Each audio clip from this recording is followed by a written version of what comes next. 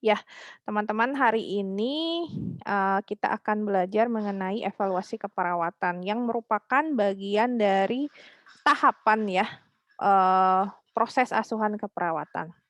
Nah, di dalam evaluasi keperawatan, di sini kita awali dulu dengan pengertian ya. Apa sih pengertian dari evaluasi? Nah, evaluasi itu adalah penilaian ya, dengan cara membandingkan perubahan keadaan pasien ya, dari hasil yang diamati dilihat ya, dengan tujuan dan kriteria hasil yang teman-teman sudah buat ya, yang teman-teman sudah buat sebelumnya pada tahap perencanaan. Nah, kan di tugas sebelumnya ya, itu teman-teman sudah membuat diagnosa ya, sudah membuat intervensi. Nah, ini dilanjutkan dengan evaluasi ya. Nah, titik, fokus dari evaluasi adalah ini ya, tujuan dan kriteria hasil ya yang, teman-teman buat di Askep ya. Tujuan dan kriteria hasil ini dari apa? Dari SLKI ya, dari SLKI atau Standar Luaran Keperawatan Indonesia yang teman-teman buat sebelumnya, sesuai dengan diagnosa ya. Apa sih tujuan dari evaluasi? Nah ini ya, tujuan dari evaluasi adalah di sini ada 3 ya. Yang pertama itu mengakhiri rencana tindakan keperawatan. Kenapa mengakhiri? Kalau misalnya contoh ya, sebagai contoh ya, diagnosa keperawatan untuk pasien yang demam ya, kalau SDKI disebutnya hipertermi ya, hipertermi. Nah, kalau, sudah teman-teman merencanakan nih ya, untuk askep hipertermi ini dilakukan selama 1 minggu. Nah, setelah 1 minggu perawatan dilihat nih kondisi pasiennya, oh ternyata, sudah tidak demam lagi. Nah, maka, dievaluasi kan ya, dan kalau misalnya sudah tidak ada lagi keluhan ya, maka akan diakhiri rencana tindakan keperawatannya. Lalu selanjutnya, memodifikasi rencana tindakan keperawatan. Nah, dalam evaluasi bisa juga dimodifikasi ya. Modifikasi itu maksudnya seperti apa? Diperbaharui, bisa diperbaharui, diganti diagnosa keperawatannya atau dilanjutkan ya, untuk intervensi-intervensi tertentu ya, yang memang belum tercapai. Selanjutnya meneruskan rencana tindakan keperawatan. Bisa juga diteruskan kalau misalnya, oh ternyata nih setelah 1 minggu perawatan masih demam nih pasiennya, ya maka dilanjutkanlah rencana keperawatannya. Seperti itu ya. Ini mungkin cukup jelas ya untuk tujuan. Nah, mengukur pencapaian tujuan, ini banyak aspeknya ya. Salah satunya ini aspek kognitif ya dari pasien.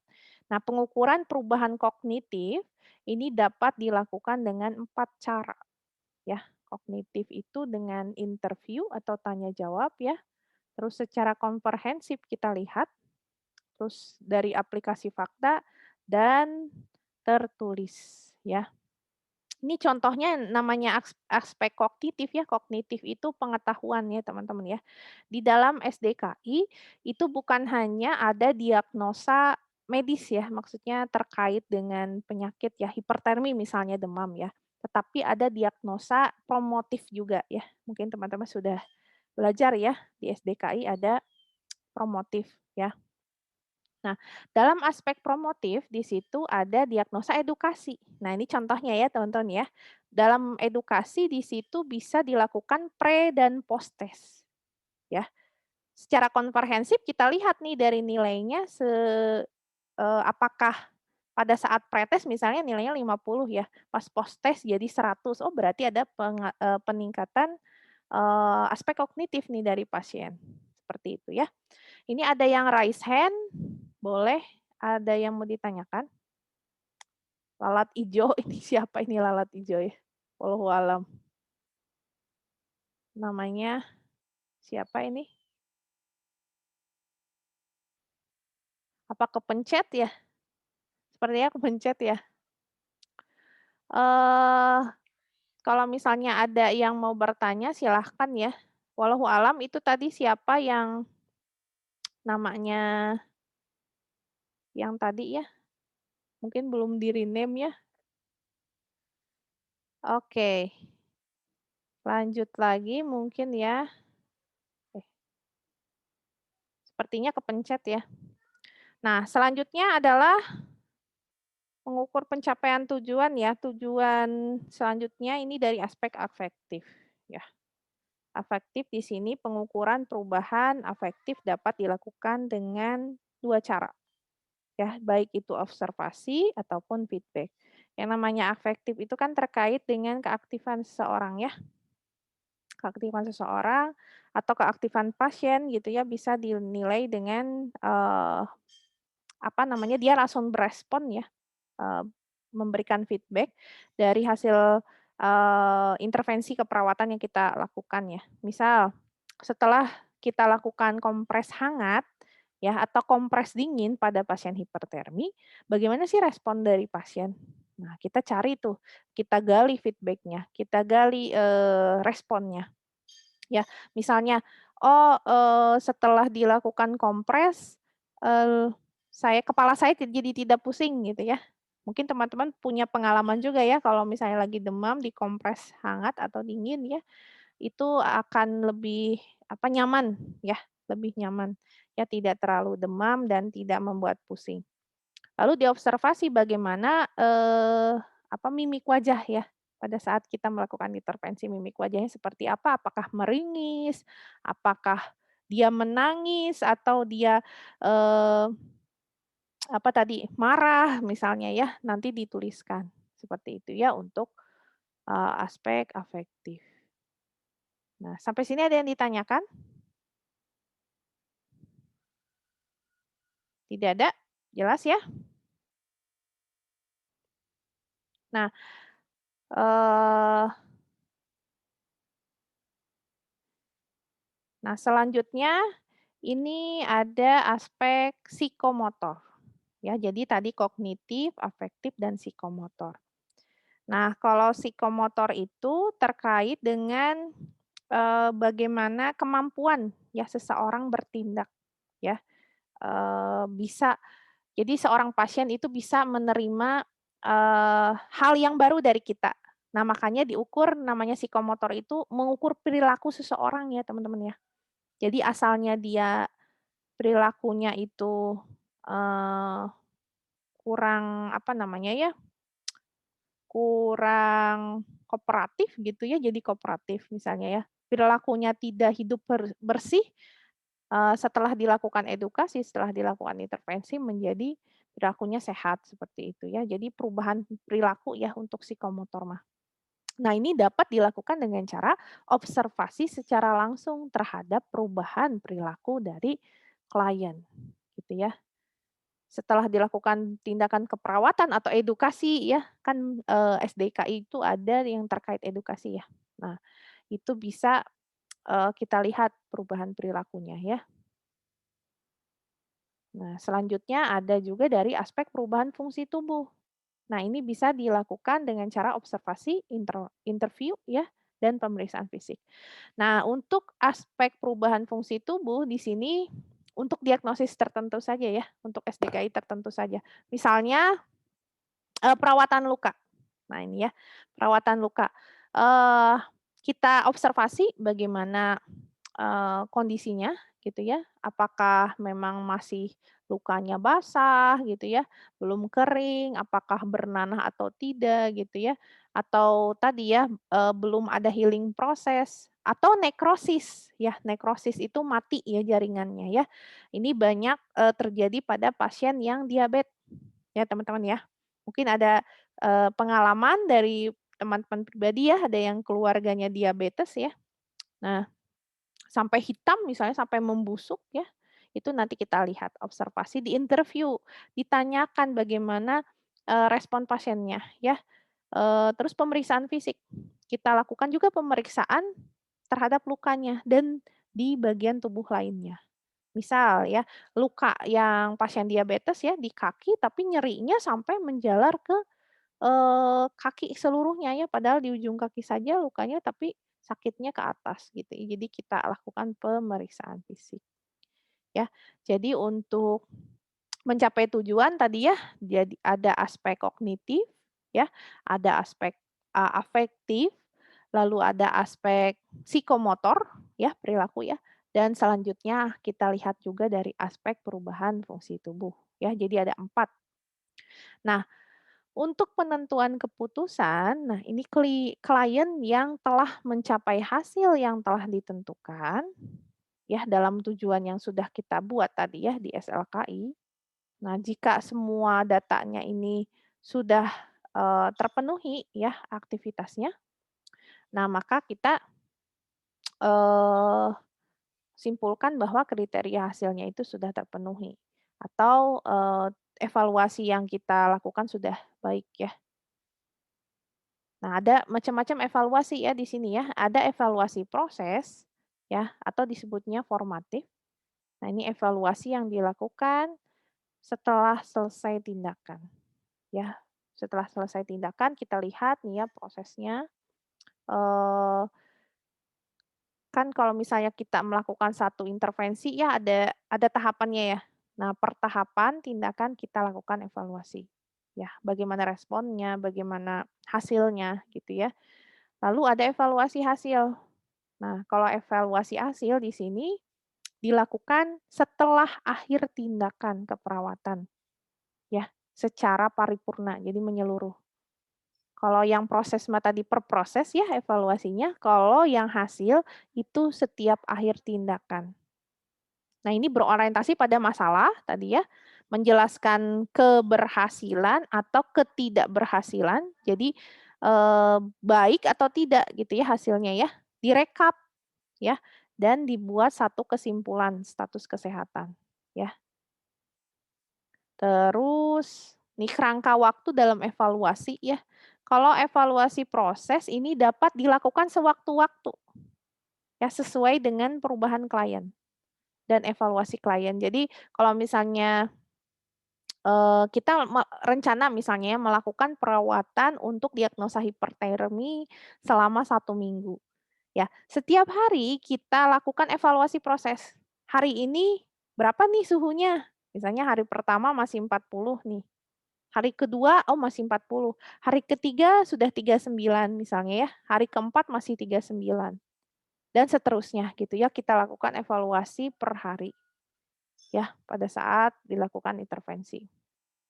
Nah, kalau evaluasi hasil tadi di akhir, eee, jadi setelah 1 minggu dilakukan perawatan, ya apakah, demamnya itu masih tinggi atau tadi sudah normal 36 sampai 37 derajat Celcius ya, gitu, untuk yang evaluasi hasil. Nah, ini selanjutnya yang tadi Ibu sampaikan ya, jadi di dalam evaluasi keperawatan itu ada, eee, indikatornya ya, indikator yang dituliskan. Nah, disingkat dengan SOAPIR. Ya, SOAPIR. S itu apa sih? S itu adalah data subjektif ya, yang teman-teman dapatkan dari hasil respon pasien ya. Jadi nanti dituliskan, bisa dituliskan ini keluhannya ya, yang masih dirasakan apa, terus setelah dilakukan tindakan ya, keluhannya apa, masih ada keluhan atau tidak, atau responnya mau negatif, mau positif, bisa ya. Jadi nanti dituliskan. Nah, selanjutnya itu ada O, O ya, artinya itu data objektif.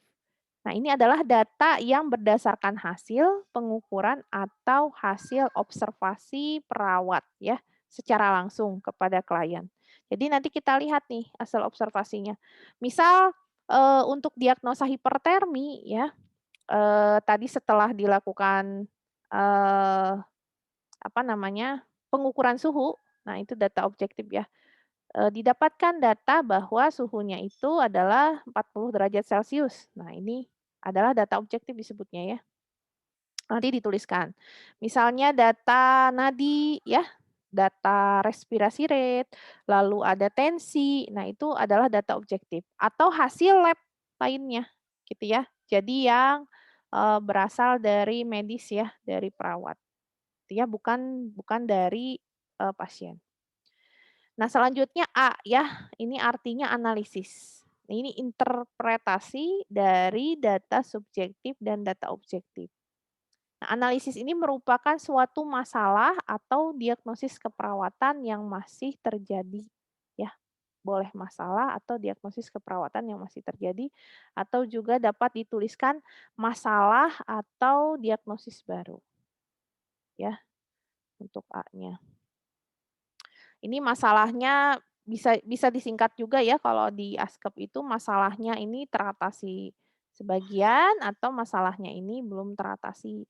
Jadi artinya, intervensinya ini harus dilanjutkan ya kalau belum teratasi ya atau, eee, teratasi sebagian ya. Jadi harus dilanjutkan dengan diagnosis yang tadi sudah sebelumnya kita buat ya. Nah untuk P, ini artinya planning ya. Data objektif adalah, data berdasarkan hasil pengukuran ya, atau hasil observasi, perawat ya secara langsung kepada klien, dan yang dirasakan klien setelah dilakukan tindakan keperawatan. Jadi ini nanti, plan yang akan kita lakukan selanjutnya gitu ya kepada pasien. Intervensi apa yang akan kita lakukan selanjutnya, itu nanti dituliskan. Lalu I di sini implementasi ya, jadi tindakan yang sudah dilakukan ya. Jadi untuk I itu, sebenarnya sangat mudah ya kalau di, rencana ASKEP ya. Jadi misalnya kalau intervensi bunyinya pasif ya, katanya ya, monitor, tanda-tanda vital seperti itu ya. Kalau diimplementasi bahasanya menjadi tambah imbuhan "me" ya, tambah imbuhan "me", memonitor, seperti itu ya bahasanya di, ASKEP ya. Jadi untuk implementasi sangat mudah diaplikasikannya ya. Lalu selanjutnya ada evaluasi. Nah ini ya, bagaimana respon klien setelah dilakukan tindakan dan reassessment ya. Kalau dibutuhkan reassessment ya, dilakukan pengkajian ulang atau, pemeriksaan fisik ulang. Nah, Ibu sampaikan kembali, di perkuliahan teman-teman mendapatkan ilmu soal peer ya. Tapi kalau misalnya di lapangan ya, penulisannya hanya sampai soal saja tidak masalah ya, jadi tergantung kebijakan dari rumah sakit, formatnya pakai seperti apa, ya. Rata-rata di rumah sakit itu menggunakan SOAP saja, ya. Tapi ada nggak Bu rumah sakit yang, lengkap ya SOAPier? Ada, gitu ya. Jadi, teman-teman dapat ilmu dari saya nih tidak mesti harus, saklek seperti ini ya. Jadi nanti ngikutin, kebijakan dari rumah sakit. Misalnya ya di rumah sakit teman-teman nanti bekerja gitu ya, oh dulu saya diajarkan oleh dosen saya ya, eee, ibu asing misalnya ya, untuk menuliskan evaluasi itu harus soapier gitu ya, ke supervisor atau ke para ruangan. Tetapi kebijakan di sana hanya soap saja misalnya ya. Nah teman-teman nanti kalau kerja ngikutin aja kebijakan di rumah sakit seperti apa ya. Kalau misalnya soap saja ya silahkan diikuti ya. Kalau misalnya soapier ya dituliskan soapier gitu. Jadi ini tentatif ya teman-teman ya. Cuman teman-teman jadi tahu, ilmunya, seperti itu ya. Ini untuk, eee, teori ya, teori terkait soal evaluasi ya. Nah ini contoh formatnya ya, nanti contoh formatnya di rumah sakit seperti ini menulisnya ya. Jadi ada tabelnya, di sana ada diagnosisnya, diagnosis keperawatannya, lalu ada tanggal, jam dilakukan tindakan, ya. Terus catatan perkembangan. Nah, di sini dituliskan, Soapier tadi ya, atau soap dan di paraf diberikan, nama yang jelas, ya paraf dan nama yang jelas. Ada juga dari beberapa format, ada tabel khusus ya untuk implementasinya, sebelum, evaluasi ya, catatan perkembangan, gitu ya. Nanti untuk contoh detailnya akan Ibu sampaikan di slide berikutnya ya, yang satu lagi.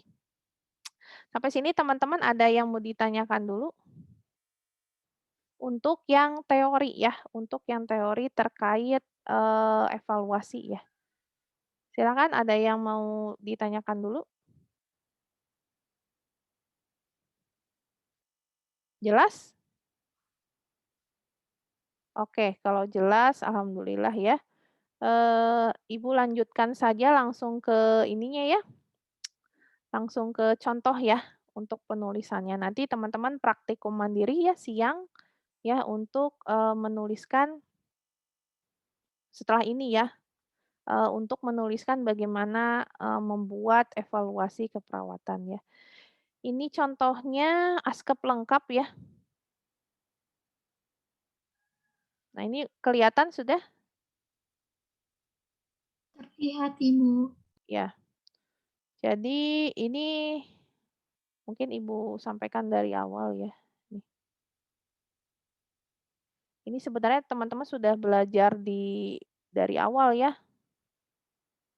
Sebentar, macet.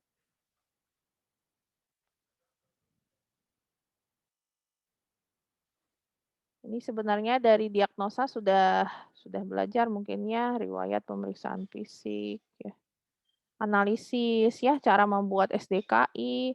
Ini ada tahapan-tahapannya ya teman-teman ya, sampai membuat SLKI, terus, luarannya yang harus ditulis seperti apa ya. Ini cara membuat SIKI, ada tahapannya juga sudah Ibu sampaikan ya di sini ya. Ini membuat SIKI, ya sampai akhirnya seperti ini. Ya, mungkin teman-teman sudah ditugaskan ya sampai ke SIKI ya. Ini contohnya di sini adalah diagnosanya ya, gangguan pertukaran gas ya, berhubungan dengan ketidakseimbangan ventilasi perfusi ya, ditandai dengan data subjektif, data objektif ya. Nah, untuk SLKI-nya pakainya pertukaran gas ya. Jadi setelah dilakukan perawatan selama 3 kali 24 jam, ya gangguan pertukaran gas ini membaik ya dengan skala, ini luaran utamanya nanti dilihat di SLKI ya. Eee, untuk pertukaran gas di sini sesak napasnya ini menurun, skalanya dituliskan ya, keluhan pusingnya juga menurun, nafas cuping hidungnya juga menurun, dan PO2-nya meningkat, ya. Nah selanjutnya di sini dituliskan SIKI ya, eee, sebenarnya banyak banget ya, apa namanya, SIKI-nya ya, pilihan SIKI-nya ya untuk intervensi ya, tapi ini contohnya adalah dukungan ventilasi. Ya, jadi ada observasi, terapeutik, edukasi, dan kolaboratif. Ya, kolaborasi. Nah, untuk catatan keperawatan, nah teman-teman nanti buatnya seperti ini ya. Jadi nomor dibuat tabel baru ya, tidak meneruskan dari tabel ini ya, jadi dibuat tabel baru, dituliskan nomor diagnosanya ya, atau nama diagnosanya boleh. Terus tanggal sama jam dilakukan, implementasi. Jadi kalau di, evaluasi memang harus dibuat dari tahapan implementasinya dulu. Teman-teman harus buat implementasinya dulu. Yang tadi saya sampaikan ya. Ini contohnya ya, memonitor ya. Kalau dilihat di bahasa di bahasa SIKI-nya atau intervensinya, ini di poin 3 ya, monitor status respirasi dan oksigenasi. Nah, untuk implementasinya jadi ditambah imbuhan ya, jadi memonitor status respirasi dan oksigenasi, ya. Nanti ini hanya untuk contoh belajar ya, nanti kalau di rumah sakit teman-teman tidak menuliskan detail seperti ini, ya, tapi ini untuk belajar. Sehingga kan kalau belajar mah harus detail ya, supaya tahu. Nah, ini R itu respon ya, ini dituliskan responnya, ini klien mengatakan sesak nafas, RR-nya 30 kali per menit ya, terus bunyinya ronhi ya. Terus selanjutnya ini intervensi selanjutnya membantu pasien memberikan posisi Fowler. Ya, ini responnya klien mengatakan lebih nyaman bernafas jika duduk pada posisi duduk miring ya 90 derajat. Lalu selanjutnya berikan oksigenasi nasal kanul ya, klien merasa nyaman di sini ya diberikan oksigen, lalu mengajarkan teknik batuk efektif ya. Responnya di sini, kalau kita melakukan edukasi ya, itu memang harus, dengan keluarga ya teman-teman ya, biar harus melibatkan keluarga maksudnya ya, supaya nanti pasien bisa, mempraktekkan dibantu dengan keluarga dan diingatkan oleh keluarga ya. Nah, selanjutnya di sini memberikan bronkodilator ya, ini kolaboratif ya, sesuai dosis yang diberikan oleh dokter. Nah, ini kliennya meminum obat yang diresepkan oleh dokter. Nah, untuk bagian evaluasinya, nah ini ya tabel evaluasinya, itu teman-teman nanti tuliskan SOAP ya. S itu tadi subjek ya, subjek atau hal yang dikeluhkan oleh pasien atau yang disampaikan oleh pasien. Jadi bahasanya nanti penulisannya klien mengatakan seperti itu ya. Klien mengatakan sesak napas, masih sesak napas ya, dari intervensi yang ini ya. Jadi dituliskan di sini. Terus klien mengatakan lebih nyaman bernafas jika tidur pada posisi duduk miring. Ya tadi semi fowler dituliskan di sini ya. Terus klien mengatakan merasa nyaman diberikan oksigen. Nah ini ya untuk intervensi yang ini dituliskan di sini.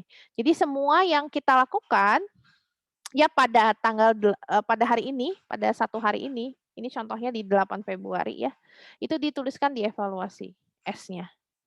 Nah, untuk objek, ini hasil pengkajian yang kita lakukan atau pemeriksaan yang kita lakukan ya. Dari itu RR ya di sini 30 kali per menit, terus bunyi nafasnya seperti apa ya kita periksa ya dengan menggunakan stetoskop.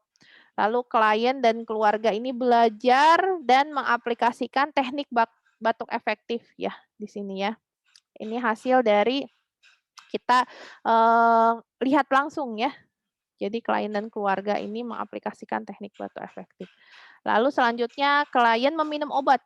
Nah, yang diresepkan oleh dokter. Nah, untuk A-nya di sini ya analisisnya sebenarnya bisa dituliskan diagnosisnya ya, diagnosisnya.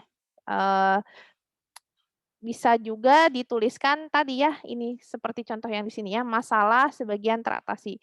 Artinya dengan diagnosis ini untuk gangguan pertukaran gas ini belum teratasi sepenuhnya ya, atau masih harus dilanjutkan intervensinya. Jadi masalahnya ini masih sebagian teratasi untuk A-nya. Ya, tapi boleh dituliskan untuk analisisnya diagnosis juga ya.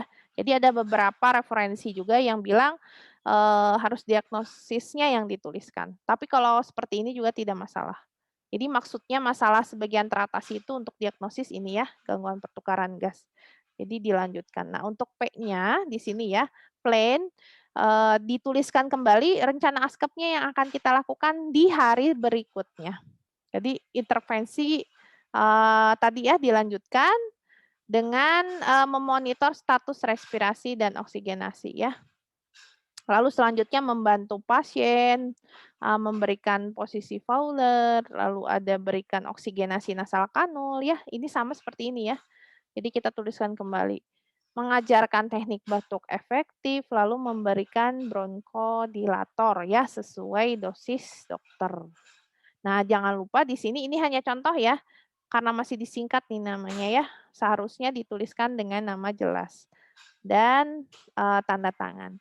Kenapa harus nama jelas? Karena nanti supaya bisa dicek ya siapa yang sudah memberikan intervensi itu. Jadi bisa dipertanggungjawabkan.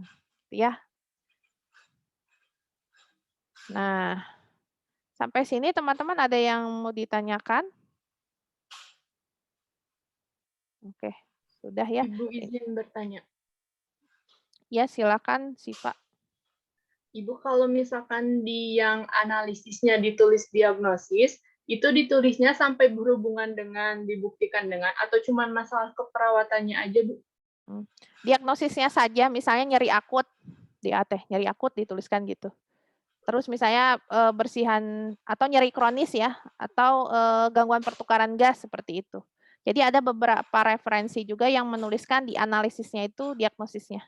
Seperti itu ya. Nanti ada di contoh yang slide yang selanjutnya sih Pak dari Kemenkes. Nanti Ibu sampaikan ya ke teman-teman ya. Gitu mungkin sih Pak. Baik, Bu. Makasih, Bu. Sampai sini Ibu ya. izin bertanya. Boleh papat ya silakan.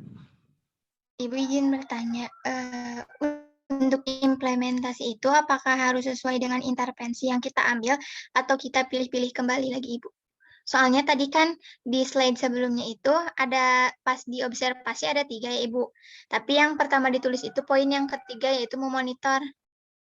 Yang identifikasinya itu dibawa apa enggak, Ibu? Oke, Papat bagus pertanyaannya. Jadi ini adalah cuplikan sebenarnya dari askep keseluruhan ya. Kalau askep keseluruhan panjang sekali, mungkin bisa sampai 10 lembar ya. Ini cuplikan untuk 1 hari saja, Papat. Jadi di hari sebelumnya, di tanggal 7, itu ada intervensi yang memang sudah sebelumnya dituliskan di poin 1 dan 2-nya. Ya, hanya memang Ibu tidak tuliskan di sini ya, gitu ya. Tetapi memang, rencana askep yang teman-teman buat gitu ya, dengan ketentuan dari apa, sesuai ketentuan di kesepakatan kontrak kuliah ya, harus 3 diagnosis yang itu ya, mungkin sudah disampaikan ya, harus 3 diagnosis, terus intervensinya itu minimal berapa, yang observasi, terapeutik, edukasi, kolaborasi. Nah, itu harus berapa, nanti ngikutin ketentuan dari koordinator ya, di saat kontrak kuliah. Nah, untuk penulisan ini, catatan keperawatannya, mengikuti intervensi yang teman-teman buat ya, mau dijadikan berapa hari. Ini contoh 1 hari ya, tapi nanti realnya teman-teman membuat, askep lengkapnya sesuai dengan intervensi yang teman-teman buat. Misalnya ya, kan ini rencananya 3 hari ya, nih 3 kali 24 jam. Artinya teman-teman harus membuat 3 hari ya, 3 hari untuk, catatan keperawatannya. Ya, sama seperti ini ya, Ibu hanya, screenshot-kan, untuk 1 hari ya, di tanggal 8 Februari, tapi sebenarnya ada di tanggal 7, 8, 9 gitu. Hanya tidak Ibu catat di sini, nggak screenshot, nggak ditampilkan di sini. Gitu Papat mungkin terjawab ya, jadi dituliskan lengkap. Ya, Ibu, terima kasih. Mangga teman-teman yang lain ada yang mau ditanyakan kembali? Ibu, Laila izin bertanya. Kan ini tuh pembahasannya mengenai evaluasi ya Bu ya, Swapir gitu. Nah, jika kita mengambil satu kasus dan kita telah menulis askepnya Ibu sampai sini, tetapi pasien tersebut meninggal dunia, apakah evaluasi yang tersebut sama saja Bu, atau bagaimana, atau diberhentikan begitu saja Bu? Terima kasih. Ya, bagus pertanyaannya Laila. Jadi kalau misalnya banyak sekali ya, apa namanya, kasus seperti itu ya, kita sedang melakukan, intervensi keperawatan selama 3 hari misalnya ya, tetapi di hari hari pertama kita lakukan intervensi pasiennya plus ya atau meninggal. Apa yang harus kita lakukan? Ya kita tuliskan saja sesuai dengan, yang terjadi, real terjadi ya. Jadi S-nya nanti dituliskan kliennya di situ meninggal gitu ya, jadi O-nya juga hasil data yang kita dapatkan gitu ya, untuk pasien plus gitu ya. Jadi tidak ada nadi, RR-nya tidak ada, segala macam ya, tensinya juga sudah tidak ada ya. A-nya juga di-strip, P-nya di-strip, A-nya itu masalah, eee, ya tadi ya, tidak teratasi ya, karena memang pasiennya itu meninggal ya, jadi memang di-strip saja sih, di-strip saja. Dan di sana di catatan keperawatannya dituliskan memang pasiennya itu plus. Itu ya, jadi intervensinya ini tidak dilanjutkan. Seperti itu mungkin Laila? Baik Ibu, terima kasih banyak. Ada lagi yang mau bertanya teman-teman? Ibu Laila izin bertanya. Ya, silakan Laila. Ibu kan di plan itu berarti kalau misalnya hari sebelumnya itu kan mengevaluasi yang identifikasi tadi ya Ibu yang diintervensi. Nah berarti kalau misalnya plannya itu untuk keesokannya tuh yang monitor berarti yang ditulis itu untuk hari esoknya gitu Bu ya, di plan itu atau misalnya yang hari itu juga harus dilakukan kembali gitu. Jadi yang Ibu tampilkan di sini hanya contoh ya untuk penulisannya. Realnya teman-teman kalau di rumah sakit, itu kita lakukan semua intervensi itu dalam 1 hari ya. Ngerti nggak? Jadi kalau dari monitor status respirasi, oksigenasi, ini kan masa mau dilakukan hari pertama aja, hari keduanya nggak dikasih oksigen, misalnya nggak dimonitor oksigennya, kan nanti bisa bahaya ya ke pasien ya. Jangan-jangan pasiennya sesek, terus kita tidak pantau, taunya plus ya, taunya meninggal gitu kan, nauzubillah gitu ya. Jadi memang intervensi ini semuanya dilakukan setiap hari teman-teman. Ya untuk realnya. Hanya ini kan kita masih belajar ya, dituliskan, dibagi-bagi gitu ya, nggak semua dituliskan. Tapi kalau mau dituliskan semua boleh nggak Bu? Boleh sekali gitu ya. Jadi dituliskan semuanya ya. tergantung tadi ketentuan yang disampaikan koordinator ya di awal ya. Misalnya 5 intervensi ya. Karena saya mintanya waktu itu memang dituliskan di sini 5 intervensi ya. Dulu ya waktu saya tugaskan mereka kakak kelasnya ya, ini salah satu contoh kakak kelasnya ya. Tugas kakak kelasnya. Jadi hanya 5 ya, 1, 2, 3, 4, 5. Itu. Ini contohnya. Tetapi kan tergantung tadi ketentuan di awal koordinator. Ya mintanya minimal berapa intervensi, berapa diagnosis, itu ya nanti disesuaikan aja lah kalau Ibu mah. Kalau misalnya harus 10 diagnosis ya dituliskan nanti 10 evaluasi ya. Nanti dibagi-bagi berapa hari ke-1 misalnya intervensi 1 sampai 5, hari kedua 6 sampai 10 misalnya, atau mau semuanya selama 3 hari itu dilakukan semua bagus gitu ya, karena nanti di rumah sakit kita lakukan semua kok sebenarnya mah. Ya dari observasi terapeutik ini pasti kita lakukan semua. Ya dari poin 1 sampai ke 4 berarti ada 7 ya. 7 intervensi ini kita lakukan semua. Kecuali untuk edukasi ya. Edukasi nanti ini misah. Jadi kita nanti kontrak dengan keluarga bisanya kapan karena harus didampingi keluarga ya. Untuk kolaboratif ini diberikan setiap hari ya, teman-teman ya. Obat ya, bronchodilator sesuai dengan dosis yang tadi disampaikan oleh dokter. Di sini contohnya 3 kali 50 mg. Artinya dalam sehari pasien ini minum 3 kali ya, setiap hari. Ya, setiap hari sampai si obat itu habis. Biasanya sekitar 3 sampai 4 hari ya untuk banyaknya obat yang diberikan. Mungkin seperti itu Lailah ya, jelas ya dan teman-teman yang lain ya Ibu klarifikasi. Jadi untuk askep real di lapangan itu dilakukan semuanya ya, termasuk kolaboratif ya kecuali edukatif. Kalau edukatif mah kontrak waktu dulu dengan pasien, dengan keluarga dan pasien. Jelas ya teman-teman? Jelas Ibu, terima kasih Ibu. Ya. Ada lagi yang mau ditanyakan teman-teman? Jelas? Oke. Kalau jelas, ini saya stop share dulu ya. Ada contoh dari Kemenkes ya teman-teman ya, di buku modul. Jadi saya, Ibu download ini ya modul dari Kemenkes.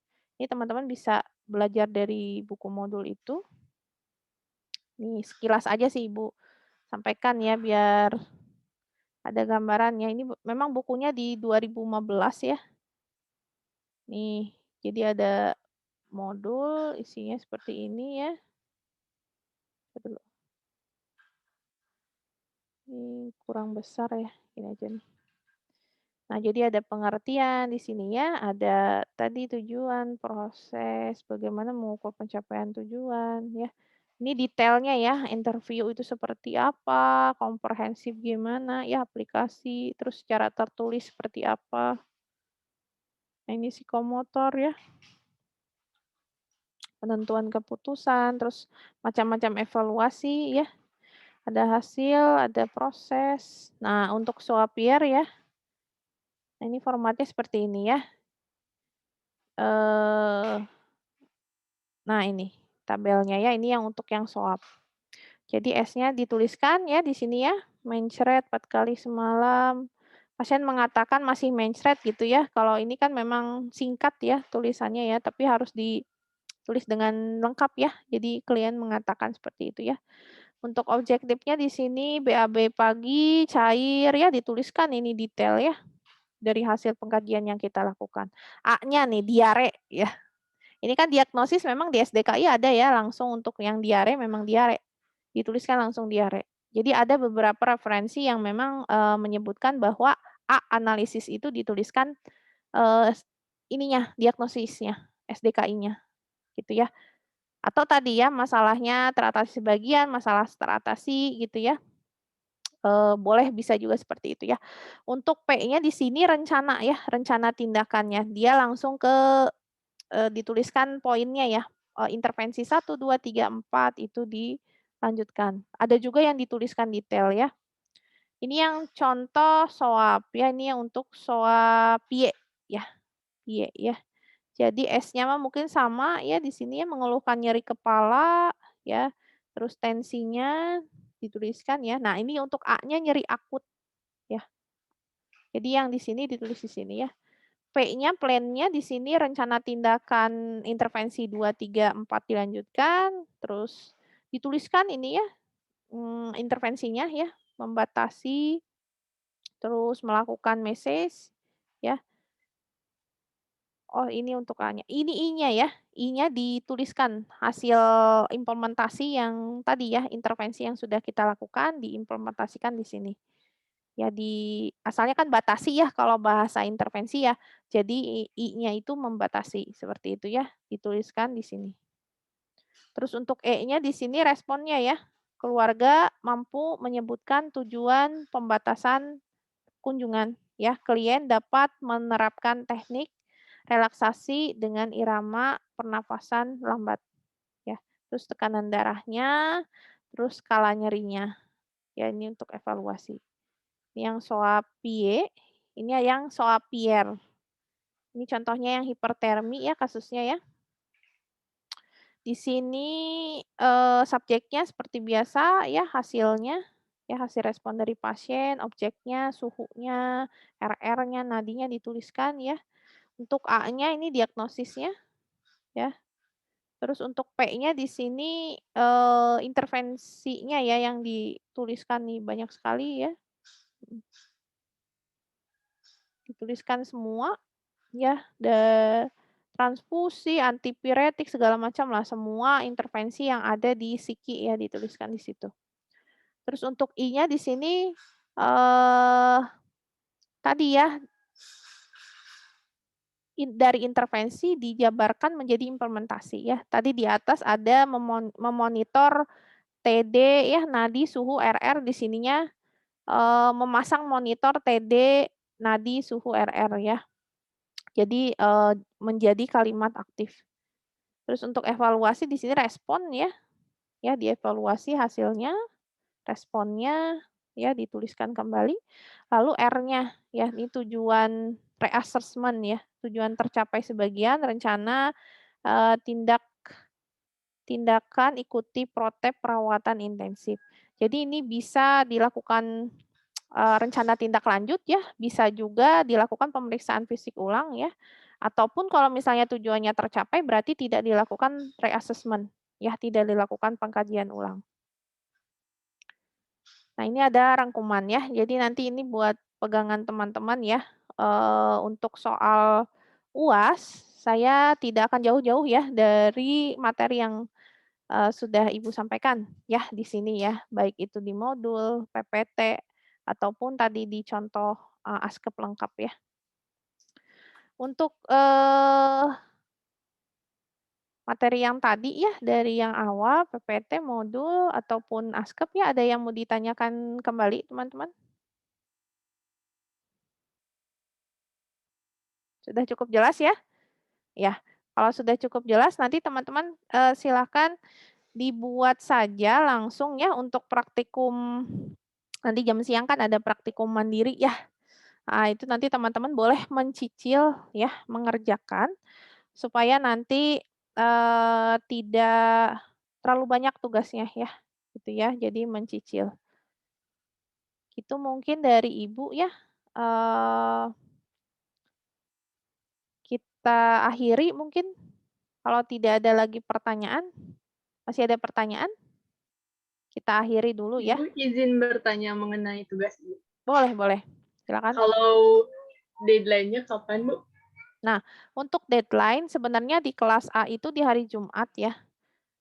Teman-teman kelas B ada lagi praktikum di hari apa ya? Cuman di hari Selasa, Ibu. Cuman di hari ini saja ya. Paling untuk deadline disamakan saja ya dengan kelas A mungkin di hari Jumat ya. Gitu ya. Di kelas A juga di hari Jumat ya sebelum nanti teman-teman mudik ya. Mudik lebaran ya. Jadi sudah tidak ada sudah tidak ada lagi tugas mungkin yang teman-teman kerjakan ya. Jadi lebih tenang gitu ya. Nanti untuk UAS di akhir Mei ya sampai awal Juni teman-teman ya. Jadi mungkin pada saat nanti sudah masuk, ya setelah lebaran kan nanti masuk ya, paling kuliah 2 minggu lagi, ya atau enggak masa tenang ya, kalau misalnya semua materi sudah disampaikan ya, di semua mata kuliah, berarti itu masa tenang teman-teman bisa, minggu tenang bisa, apa namanya, menghafal, ya, bisa belajar maksudnya. Atau kalau misalnya ada materi yang tadi ya dari dosen yang masih tertinggal atau, belum disampaikan itu bisa di, reschedule ya di hari tersebut ya setelah, lebaran. Mungkin seperti itu ya kalau untuk tugas sama seperti kelas A ya, di hari Jumat. Ya nanti, teknisnya teman-teman, kirimkan Google Drive-nya saja ya, link Google Drive-nya ke saya, melalui koordinator ya, eee, dari Andra ya, Andrayani ya, nanti dikirimkan ke sana ya link-nya, supaya Ibu bisa merekap hasil tugas teman-teman ya, mencicil ya karena, tingkat 1, tingkat 2, tingkat 3 kan harus direkap ya, kalau nggak dicicil nanti, susah ya untuk rekap nilainya. Seperti itu mungkin, jelas ya Siva ya? Ibu izin bertanya, untuk evaluasi itu menggunakan SOAP atau SOAP ya, Ibu? Yang soal aja. Yang SOAP aja. Baik, terima kasih, Bu. Oke. Ada lagi teman-teman yang mau ditanyakan? Oke, jelas ya? Nah, kalau jelas alhamdulillah kita tutup, kita akhiri pertemuan kita hari ini dengan hamdalah ya. Alhamdulillahirabbil alamin. Eee, terima kasih untuk kehadiran teman-teman hari ini ya. Mungkin sebelumnya Ibu sampaikan ya teman-teman ya, eee, harus disiapkan ya untuk UAS ya, mulai dari sekarang supaya tadi ya tidak, kaget ya nantinya ya. Gitu saja mungkin dari Ibu ya, jaga kesehatan, dan selamat mudik mungkin bagi teman-teman yang mau mudik ya. Eee, salam buat keluarga ya di rumah ya, di tempat kalian nanti mudik ya. Itu mungkin dari Ibu, terima kasih. Ibu akhiri ya, wassalamualaikum warahmatullahi wabarakatuh. Waalaikumsalam Waalaikumsalam warahmatullahi Terima kasih banyak, wabarakatuh. Ibu. Dan Terima kasih, Ibu. terima Bu, mangga, Ibu end meeting ya. Heeh. Assalamualaikum, mangga.